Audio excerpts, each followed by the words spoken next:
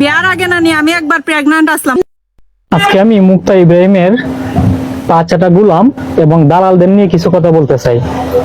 যারা সবসময় আমাকে বলতেছো যে মুক্তা ইব্রাহিম কি এমন দোষ করছে যে আমি সবসময় দেখতেছি লেগে আছি, বা সবাই এটা সেটা করতেছে, যে ওরা কি ভুল করলে কি মাফ হয় নাকি, একটা ভুল করছে এখন এই যে ভিডিওটা দেখছো, এই ভিডিওতে কি শিক্ষা পাচ্ছে জনগণ বা বাচ্চা কাচ্চা কি শিক্ষা পাচ্ছে?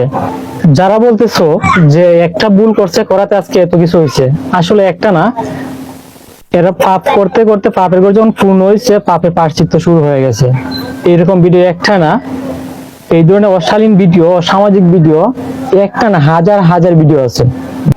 মুক্তা আফাগম্মাই, তোমার ইজ্জত সম্মান তো নাই, যে কারণে তুমি বিয়ার আগে তুমি প্রেগন্যান্ট, তোমার কাছে এগুলা কোনো ব্যাপার না। এটা আবার সোশ্যাল মিডিয়ায় তুমি প্রচার করলাই, কারণ তোমরা ইজ্জত সম্মানের বুঝুইটা কি, তোমার টাকার দরকার, মানির দরকার। তাহলে আমি বলি যেটা, যে আসলে এগুলা করে ইনকাম করার চাইতে তুমি তো ওই যে একটা ব্যবসা করে না, ওইখানে তো যাইতে পারতাই। বা যারা ওদের পিছনে দালালি করতেছো, তোমরা যদি মনে করো এটা ভালো লাগছে তো তোমরা এই ব্যবসা শুরু করো, কোনো সমস্যা নাই। তবে এটা জানিয়ে রাখো, এটা মোহাম্মদ সোনারগাঁও অভিজ্ঞতা, এখানে এগুলো চলবে না, বুঝতে পারছো?